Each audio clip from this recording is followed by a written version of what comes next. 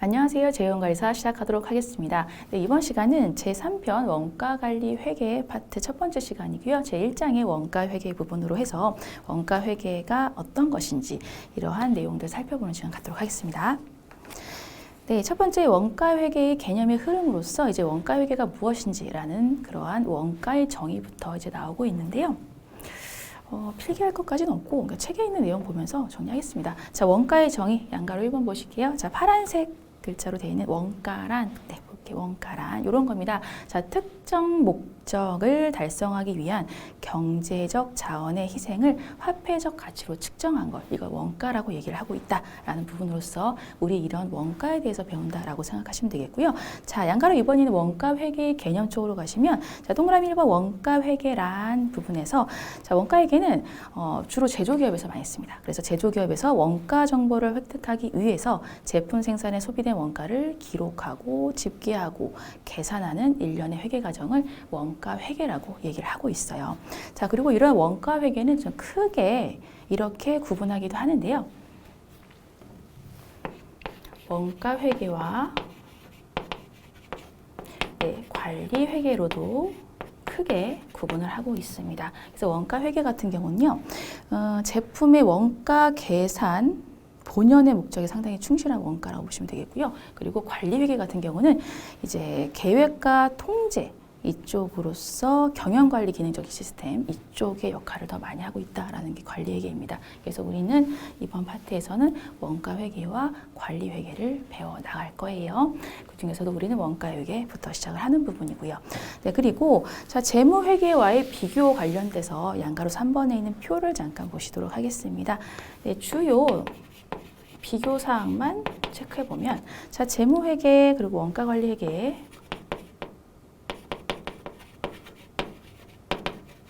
이런 특징들이 좀 있습니다라는 건데요. 좀 구분되는 특징들만 좀 기억하시면 되겠는데, 자, 재무회계 같은 경우는 이제 외부의 정보 이용자에게 유용한 정보를 제공하는 그러한 목적의 회계이기 때문에 외부 정보 이용자가 주로 이용을 하는 부분이고요. 그리고 원가관리회계 같은 경우는 주로 이제 경영 관련된 계획이나 통제 이런 쪽 그리고 원가 집계 이런 쪽으로 이제 포커스가 맞춰지다 보니까 아무래도 경영자와 같은 그런 내부 정보 이용자에게 많이 쓰이는 회계다라고 보시면 되겠습니다. 네, 그리고 재무회계 같은 경우는 자, 외부 정보 이용자에게 정보를 제공해야 되니까 일정한 양식이 필요합니다라는 부분에서 재무제표라는 게 필요했었고요. 원가관리회계 같은 경우는 이제 내부의 이용자들이 쓰는 부분이기 때문에 내부의 정보 이용자의 입맛에 맞게끔 쓰면 됩니다. 그래서 특정 목적의 보고서라고 얘기를 하는 부분이고요. 네, 결론적으로 일정한 양식 없다라고 생각하시면 돼요.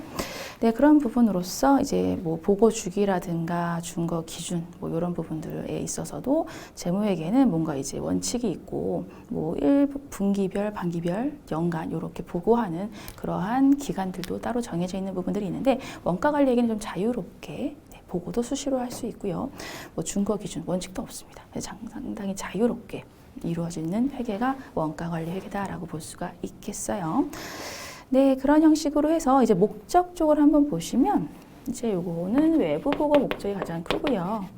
네, 원가관리회계 같은 경우는 내부 통제의 목적이 가장 크다라고 볼 수가 있겠죠. 네, 그렇게 해서 이렇게 구분되는 특징들 몇 가지만 좀 기억을 하고 가시면 좋겠습니다.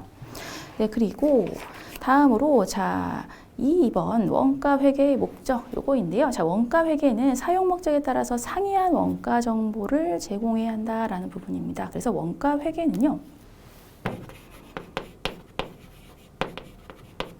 목적으로서 원가회계는 사용 목적에 따라 다 달라야 돼요. 사용 목적에 따라 달라야 된다라는 그러한 부분으로서 목적, 상이한 목적에 따라 달라야 된다. 달라야 한다라는 부분, 달라야 함. 네, 그래서 동일한 원가회계를 쓰지 않습니다. 동일한 원가회계 계산 방법을 쓰지 않고요. 동일한 원가회계 계산 방법을 쓴다라고 하면 틀린 거죠. 네, 그래서 상이한 원가 계산 방법을 쓰겠구나 라고 여러분들이 감을 잡아주시면 되겠고요. 이러한 상이한 원가 회계 계산 방법에 따라서 제품의 원가 계산 시스템이 달라집니다. 그래서 양가로 1번에 있는 제품의 원가 계산으로서 분류 방법에 따른 구분도 달라져요. 그러니까 다양한 계산 방법이 나오게 된다라는 부분이죠. 그래서 제품의 원가 계산 쪽으로 보실 때 계산 방법, 제품의 원가 계산으로서 양가로 1번에 있는 부분에 있는 표를 볼게요. 분류 방법에 따라서 원가 집계 방법에 따른 분류도 있고요.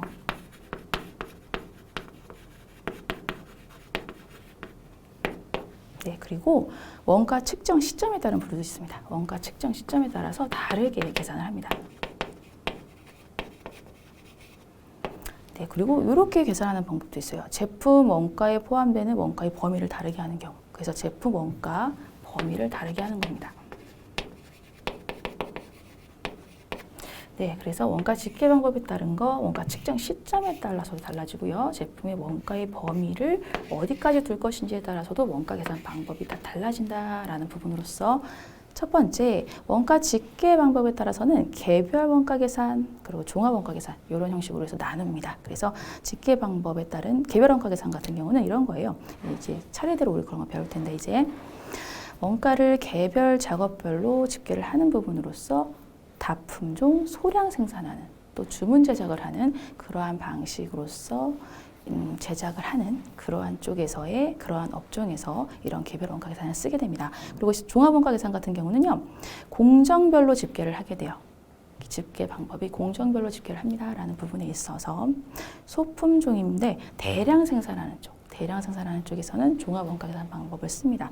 그래서 집계 방법을 개별적으로 할지 공정별로 할지에 따라 달라진다라는 부분이고요. 그리고 측정 시점에 따라서는 실제 원가 계산 그리고 정상 표준 원가 세 가지가 있는데요. 실제 원가 계산은 사후 원가예요. 그래서 실제로 진짜 발생된 원가, 즉 발생된 후의 원가, 사후 원가라고 해서 측정 시점이 사후에 이제 되는 부분이라고 볼 수가 있고요. 그리고 측정 시점 관련돼서 사전 원가로서 미리 예정액을 구해 놓는 그러한 측정 방법들도 있습니다. 그러한 계산 방법에 따른 거는 정상 원가, 표준 원가 이런 부분들이 있고요. 자, 제품 원가에 포함되는 범위.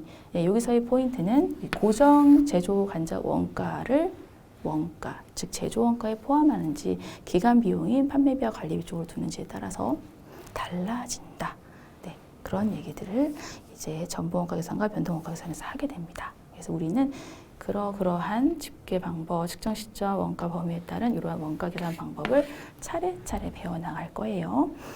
그래서 제품 원가 계산 구조에 대해서 일단 먼저 알아두시는 거 필요하고요. 그리고 양가로 이번에 있는 의사결정이라든가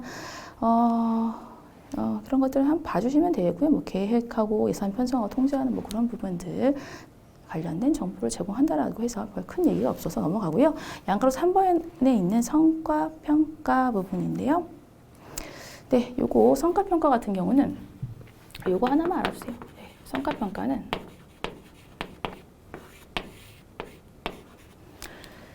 표준 원가 계산 방법을 사용했을 때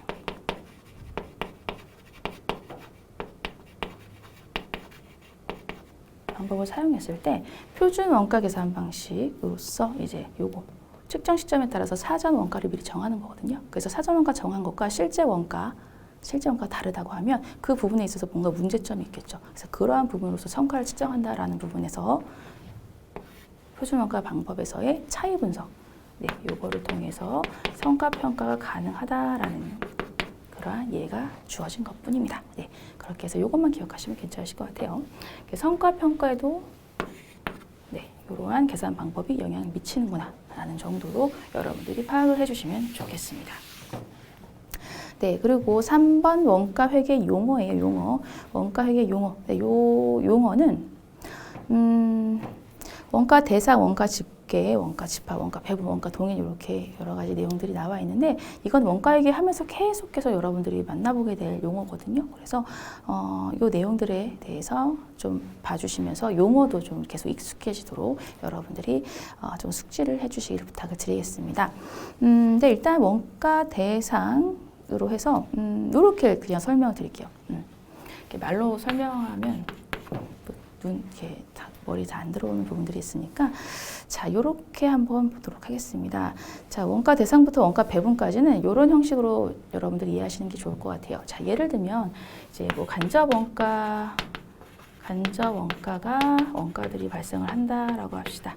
예, 간접 원가는 뭐 제조 간접비 관련된 걸 수도 있고요.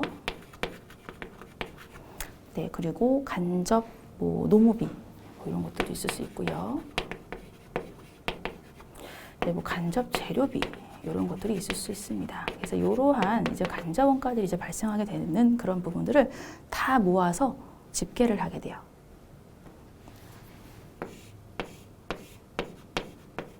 집계라는 걸 하게 되죠. 그걸 원가 집계라고 얘기를 합니다. 네, 원가 집계를 하게 되고요. 그리고 원가 집계를 해서 모아진 집합을 원가 집합이라고 얘기를 한다라고 보시면 돼요. 원가 집합이다 보시면 되겠습니다. 네, 그리고 이 부분에 대해서 원가 집합이 된 원가에 대해서 이제 원가 대상. 보통 원가 대상은 제품, 완성품인 제품이라고 생각하시면 좀 빠르게 이해가 되실 겁니다. 그래서 원가 대상이 뭐 하나, 두 개, 세 개가 있다라고 하면 이 원가 대상에다가 이 원가가 집합된 그러한 부분들을 배부해 줘야 되는 부분들이 있죠. 왜냐하면 원가 집합된 것 중에 일부는 여기 사용됐을 거고 여기 사용됐을 거고 또 어느 일부는 여기 사용됐을 거니까. 그래서 원가 집합된 부분을 배부하는 절차가 필요한데 그거를 원가 배분이라고 얘기를 합니다.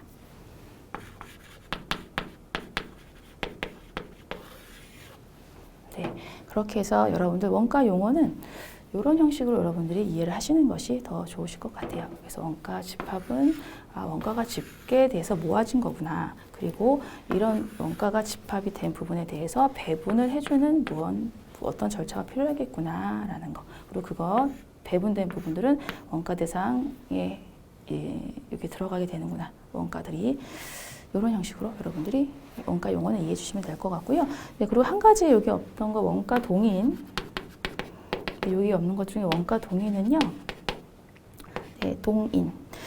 네, 말 그대로 동인, 변동을 일으키는 요인이다 생각하시면 될 것 같습니다.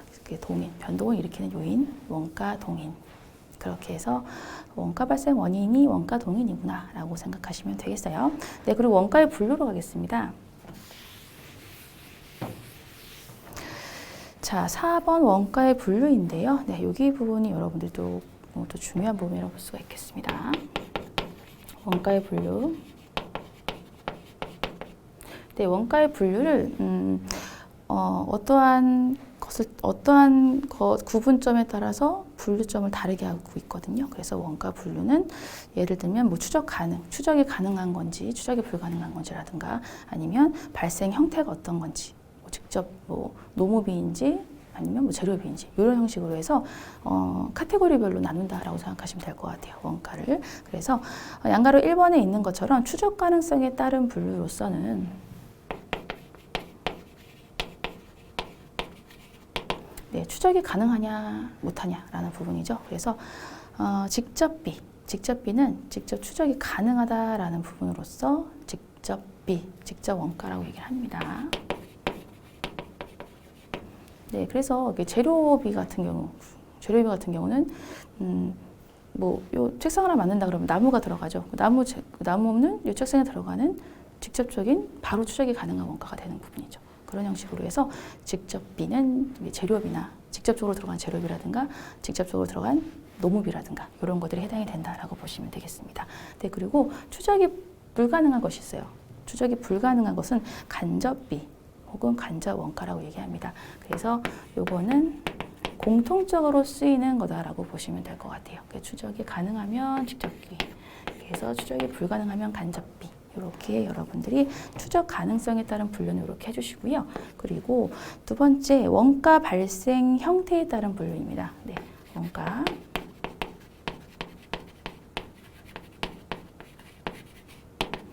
발생 형태인데요. 자, 요거는 재료비, 그러니까 발생 원인에 따라서 재료비, 노무비, 그리고 제조 경비 이렇게 해서 세 가지로 나눕니다. 재료비,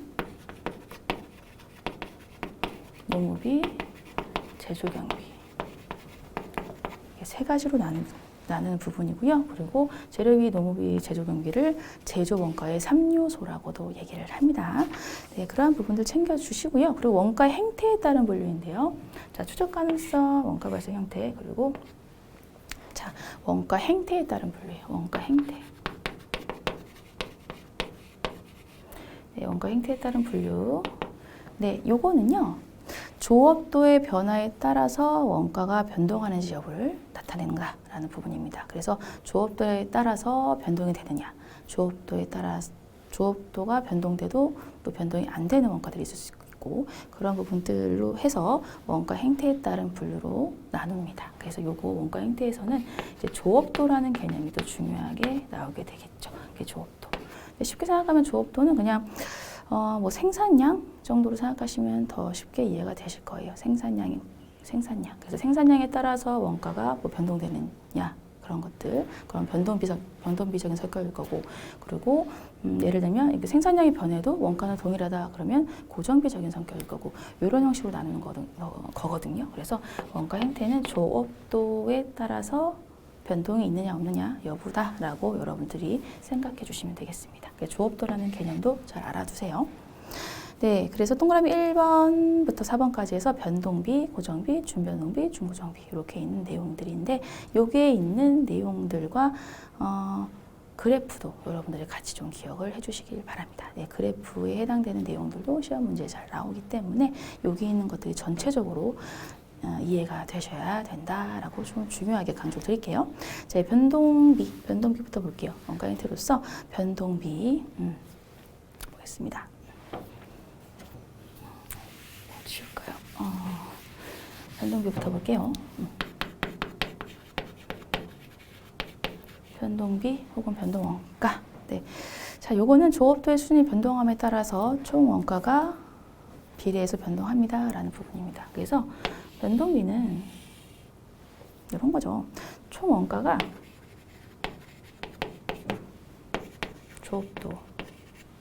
조업도가 늘어날수록 총 원가도 같이 늘어나요. 비례적으로 늘어납니다. 이게 변동비예요. 비례적으로 늘어납니다라는 거죠. 그래서 예를 들면 한 개 만들 때 100원이 들었어요. 그리고 2개 만들면 200원이 들었어요. 3개 만들 땐 300원이 들었어요. 뭐 이런 형식으로 해서 비례적으로 증가하는 걸 변동비라고 얘기를 한다라는 부분입니다. 그리고 자, 또 하나의 특징.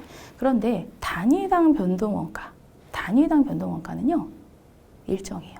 네, 그래서 총 원가는 비례해서 증가하지만 단위당 변동원가는요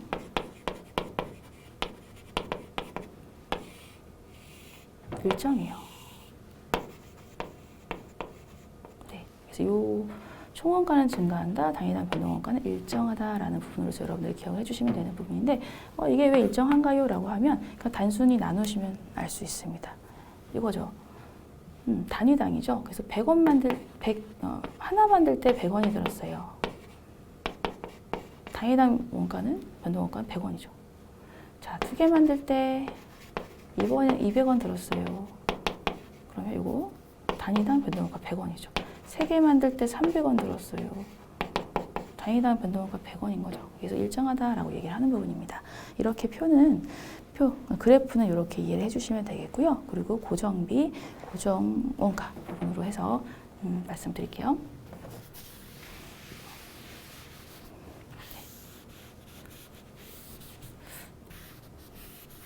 네, 이렇게만 주고. 네, 고정비. 네, 고정비. 요거는 자, 조업도의 순위 변동 관계없이 총 원가가 일정하게 발생합니다라는 부분입니다. 그래서 임차료 같은 것이 대표적이죠. 임차료. 네, 그래서 총원가. 그래서 고정비는 이러한 형태로 총원가가 일정하다라는 그래프가 나오는 부분이고요. 그리고 단위당 변동원가는 이렇게 줄어든다. 네, 완만하게 줄어드는 이러한 형태를 갖고 있다라는 부분입니다. 그래서 예를 들면 이런 거죠. 임차료가 뭐 한 달에 뭐 100만 원이었어요 라고 하면 이거는 뭐 생산량이 많든 적든 간에 임차료 100만 원은 달마다 줘야 되는 거죠. 그렇기 때문에 총원가 변동이 없다. 즉 고정비다라는 얘기고요. 그리고 다이나믹 변동원가는 왜 이렇게 감소합니까? 라고 했을 때는 이런 거예요. 조업도를 생산량이라고 생각했을 때 자, 만약에 생산량이 진짜 한 개였다고 치면 너무 심했지만 한 개라고 치면 이렇게 나눠지잖아요. 그럼 단위당 변동원가 100만 원인 거고요. 단위당 고정원가죠. 고정원가는 100만 원인 거고요. 이게 100개였어요. 100개가 생산됐어요. 라고 하면 요거는 단위당 고정원가는 1만 원, 만 원이 되는 거죠. 그래서 줄어든다 라고 얘기를 할 수가 있는 겁니다. 그렇게 이해하시면 되겠고요. 그리고 이렇게 있는 거 말고 섞인 게 있어요. 섞인 거. 준변동비 그리고 준고정비 섞인 게 있습니다. 준변동비부터 보도록 하면요. 네, 요거는 고정비적 성격도 있고 변동비적 성격도 있는 부분입니다. 그래서 요거는 이렇게 생각하시면 돼요. 뭔가 기본 요금이 있어요. 뭐 핸드폰처럼 기본 요금이 있어요. 네, 그래서 기본 요금이 있어서 기본 요금까지는 그냥 고정비적 성격을 갖고 있다가 그걸 넘어가는 순간 쭉 올라가는 형태를 갖고 있습니다. 그래서 핸드폰 요금이라든가 뭐 전화 요금, 택시비 이런 것들 생각하시면 됩니다. 네, 그리고 요거 역시 기본 요금이 있고 단위당 고정원가는 줄어드는 형태를 갖고 있다라고 해서 변동비와 고정비 두 요소를 다 갖고 있다라고 보실 수가 있고요. 단위당 원가죠. 지저분해 주겠어요. 한 4개째 그릴 때 이렇게 지저분해 주겠어요. 네. 하나 남았습니다. 네. 중고정비인데요. 네, 요거는 특정 범위의 관련 범위에서는 일정한 금액이 발생하는데 관련 범위를 벗어나면 훅 이렇게 올라갑니다. 그래서 계단 형식으로 올라가는 형태를 띠고 있다라는 부분입니다. 그래서 난방비나 생산관리자 인건비 이런 것들이 해당된다라고 보실 수가 있는데 이런 거예요. 계단 형식이라는 건 이 시점까지는 원가가 이만큼 들어가요. 그런데 이 시점이 넘어가면 두 배로 훅 올라갑니다. 그리고 이 시점에서 넘어가면 훅 뛰고 이런 형식으로 돼서 계단식을 띄고 있는 게 중고정비다라고 볼 수가 있는 부분이고요. 단위당 원가는 이런 형식으로 줄어드는 형태다라고 보시면 되겠습니다. 그래서 요거는 지금 예제에 있는 것보다는 전 이게 더 좋은 것 같더라고요. 기계를 임차한다라고 했을 때, 자, 이런 거예요. 자, 한 대를 대여했어요. 한 대를 대여했을 때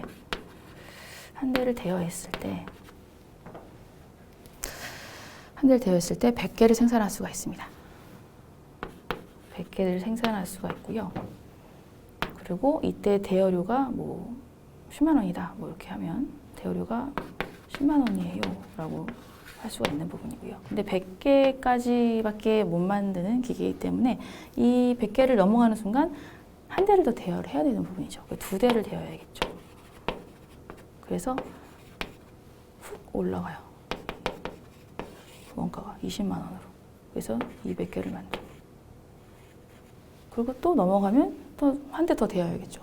그리고 훅 원가가 또 뛰겠죠. 네, 이런 형식으로 움직이는 게 중고정비다라고 볼 수가 있습니다. 계단식 원가다라고 볼 수가 있는 부분이고요. 네, 그리고 제조 활동과의 관련성에 따른 분류 이쪽인데요.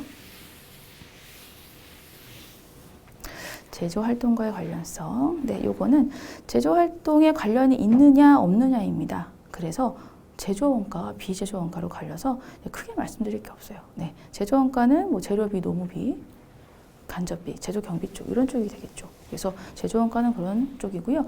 제조 원가와 상관이 없는 부분은 판매비와 관리비 쪽 그런 비용 쪽이다라고 볼 수가 있습니다. 크게 볼 게 없네요. 네, 그리고 제조간접비와 판매관리의 비교로 다음 장에 보시면 이 표에 있는데요. 네, 다 보시면 제조간접비는 제조에 쓰인 비용이니까 공장에서 쓰는 거. 그래서 다 공장에다 붙죠. 공장의 뭐. 그렇게 하시면 되고요. 판매관리비는 이제 본사 직원이 쓴다라든가 아니면 그냥 일반적인 사무실이라든가 이런 경우는 판매관리비. 그냥 일반적인 비용입니다. 제조에 상관이 없는 거. 네, 그렇게 해서 간단하게 여러분들이 분류하시면 되고요. 자, 그리고 양가로 5번에 있는 통제 가능성에 따른 분류인데요. 네, 이것도 말 그대로 이해하시면 돼요. 자, 통제 가능하냐, 통제가 안 되냐 이 부분인데 대체 뭐가 통제가 가능한가요? 라고 했을 때 이거는 원가 관리자가 통제를 할 수 있습니다. 어떤 거요? 재료비라든가 노무비 이런 것들은 통제할 수 있거든요. 뭐 재료비를 좀 싼 걸로 해. 아니면 좀 사람을 조금 좀 줄일까? 지금 생산량이 너무 안 나오니까 이렇게 사람을 좀 적게 쓸까? 이런 식으로 해서 줄일 수 있잖아요. 그런 것들을 통제 가능 원가라고 얘기를 하는 부분이고요. 통제 불능 원가는 임차료 같은 거죠. 네, 요거는 임차료라든가 감가상각비 이런 것들은 원가 관리자가 감가상각 되지 마라 이렇게 해서 감가상각 안 되는 게 아니잖아요. 그러니까 그런 것들이 통제 불능 원가라고 보시면 되겠습니다. 네, 그리고 양가로 6번에 있는 의사결정 관련성에 따른 분류 이런 부분인데요. 의사결정에 영향을 미치느냐, 영향을 미치지 않느냐에 따라서 의사결정 관련성에 따라 분류를 합니다.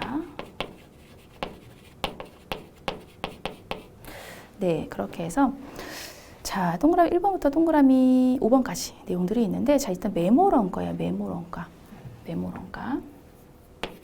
첫 번째 나온 게 메모런가입니다. 메모런가. 자, 메모런가는 과거에 경영자가 이미 과거의 의사결정으로 인해서 의사결정을 하고 이미 원가가 발생된 거예요. 이미 끝난 원가예요. 다시 되돌려올 수도 없는 그냥 끝난 원가입니다. 그런 걸 메모런가라고 얘기를 하고 있습니다. 그래서 회수할 수 없는 원가.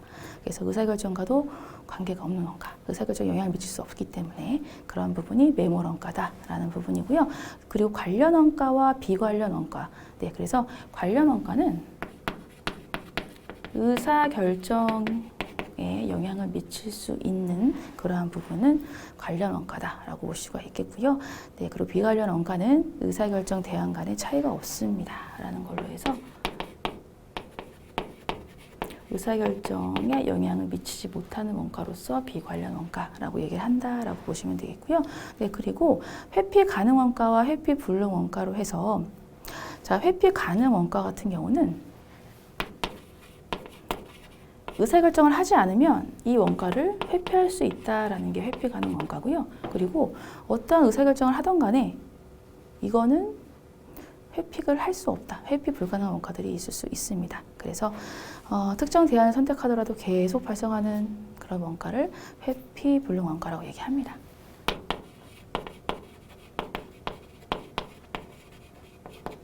네, 그리고 자, 4번의 기회원가와 지출원가, 기회 비용이라고도 얘기를 합니다. 그래서 기회 비용이라는 용어를 더 많이 만나실 것 같아서 그냥 기회 비용으로 쓸게요. 그리고 기회 비용 같은 경우는 용어적인 부분도 여러분들이 조금 알아두셨으면 하는 게 기업의 기회원가 쪽에 첫 번째 줄만 잘 볼게요.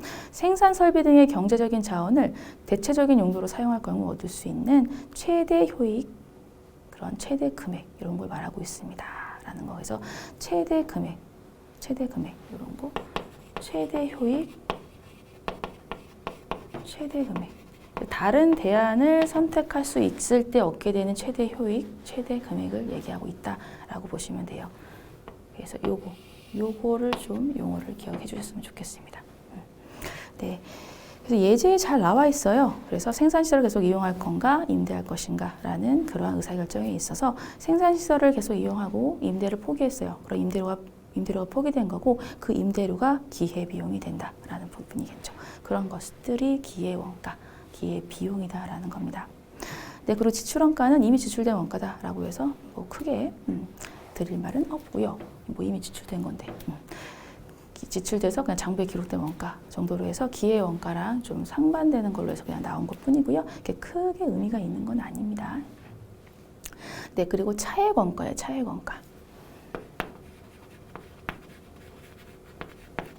차액 원가입니다. 그래서 차액 원가 부분에 있어서는 이런 거예요. 자, 조업도나 설비 책 잠깐 보시면 뭐 생산 방법 등의 원가 발생 요인에 변화가 생기는 경우에 발생할 수 있는 원가의 증감액 이런 것들이라고 볼 수가 있고요.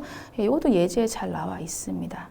그래서 제품 1000개를 추가로 생산했을 때 들어가는 이제 추가적인 비용을 뺀 나머지가 이익의 차이를 일으키는 부분이기 때문에 그거를 차액 원가라고 얘기를 한다라는 부분이겠죠. 그래서 그런 예제 잘 봐주시면 되겠고요. 그리고 팁에 있는 내용을 정리하겠습니다. 팁에 있는 내용. 자, 지금 써 있는 매몰 원가, 비관련 원가, 회피불능 원가는 의사결정 관련성이 없어요. 네. 의사결정 관련성 없고요. 네, 그리고 아래에 있는 거는 의사결정 관련성이 있습니다. 이렇게 해서 팁에 있는 거 같이 정리를 해주시면 좋겠습니다. 네. 네, 이렇게 정리하시고요. 지금 시간이 좀 돼서 여기까지 정리하고 다음 시간에 이어서 원가의 구성부터 내용 살펴보도록 하겠습니다. 수고 많으셨어요. 감사합니다.